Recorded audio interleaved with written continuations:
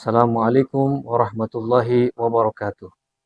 Alhamdulillah wassalatu wassalamu ala Rasulillah Muhammad ibn Abdullah wa ala alihi wa sahbihi wa man wala amma ba'd. Sahabat sekalian, jumpa kembali di channel ini. Mudah-mudahan kita semua dalam keadaan sehat walafiat dalam lindungan Allah serta keberkahannya. Baik sahabat sekalian, segala puji milik Allah, salawat dan salam semoga tercurah kepada junjungan kita Nabi besar Muhammad sallallahu alaihi wasallam beserta para keluarga, sahabat dan kita selaku umatnya. Amin ya rabbal alamin. Sahabat, pada video kali ini kita akan melanjutkan tentang pembahasan kitab Risalatul Jami'ah, yakni tentang rukun iman. Baik, untuk menyingkat waktu, langsung saja kita akan membaca dan menjelaskan secara singkat tentang rukun iman. Bismillahirrahmanirrahim. Alhamdulillahirabbil alamin. Wassalatu wassalamu ala asyrafil anbiya'i wal mursalin sayyidina wa nabiyyina Muhammadin sallallahu alaihi wasallam ajma'in. Qala al-musannifu rahimahullahu ta'ala wa nafa'ana bihi wa bi'ulumihi fi darini amin. Qala radhiyallahu anhu wa radhiyallahu ankum. Wa aslul iman, dan adapun akar atau hakikat al-imani iman itu anta'taqida, hendaknya kamu berkeyakinan annallaha ta'ala mawjudun, sesungguhnya Allah subhanahu wa ta'ala itu mawjudun, ada. Jadi rukun iman yang pertama adalah hendaknya kita ini beriktiqad atau berkeyakinan Allah subhanahu wa ta'ala itu mawjudun, artinya ada. Nah, maksud ta'taqid di sini adalah jaziman biqalbik, yaitu perasaan atau keyakinan yang kuat dengan hatimu, min ghairi taraddudin wala turuwi syakkin, dari tanpa adanya disertai ketidakpastian dan juga adanya keraguan. Jadi kita dalam mengiman atau beriman kepada Allah Subhanahu wa taala dengan penuh keyakinan di hati kita. Annallaha ta'ala mawjudun, sesungguhnya Allah Subhanahu wa taala adalah mawjudun, itu ada.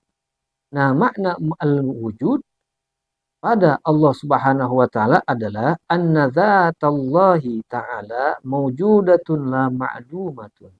Sesungguhnya zatnya Allah Subhanahu wa taala itu mawjudatun, ada, la ma'dumatun, bukannya tiada atau lenyap. Jadi Allah Subhanahu wa taala artinya adalah wujud, yaitu zat Allah taala yang ada, tidak tiada.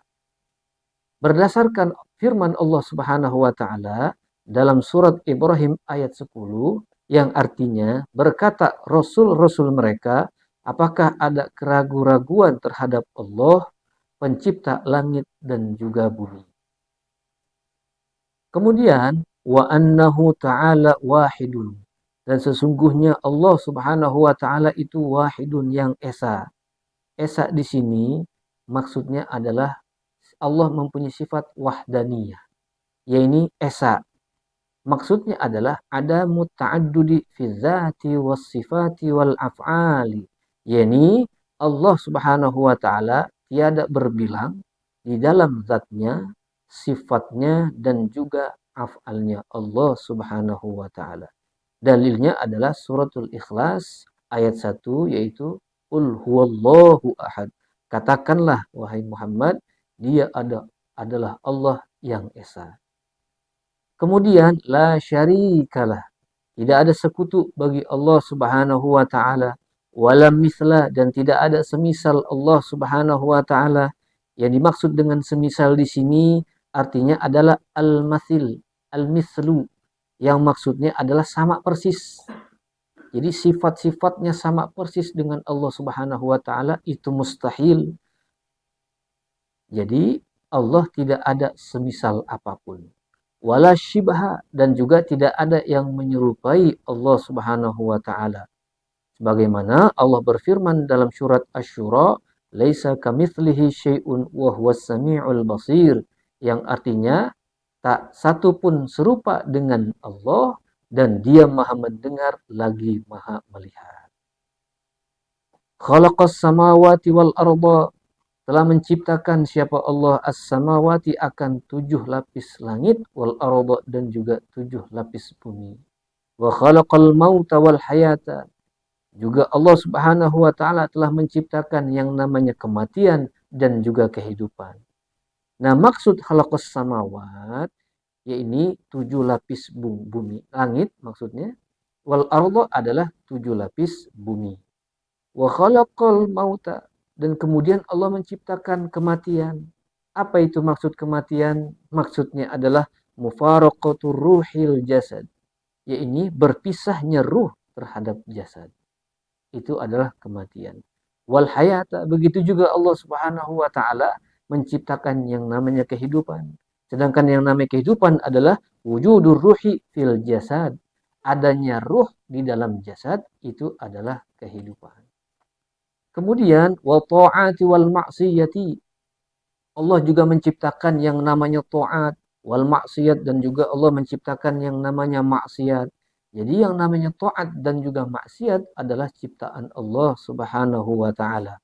Was-sihhata was-suqma, dan juga Allah menciptakan kepada kesehatan maupun sakit.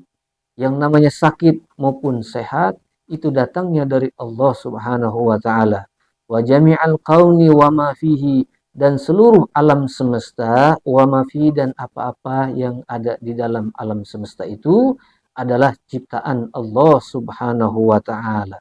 Wa khalaqal khalqa wa a'malahum, Allah Subhanahu wa taala menciptakan makhluk dan juga perbuatan-perbuatan makhluk tersebut. Wa qaddara arzaqahum, dan Allah menentukan rezeki-rezeki mereka. Tiada satupun yang terlewati. Artinya, rezeki yang diberikan oleh Allah terhadap manusia atau makhluk sudah ditentukan di alam azali. Jadi tidak berkurang maupun tidak bertambah. Sudah sempurna penciptaan rezeki untuk seluruh makhluknya.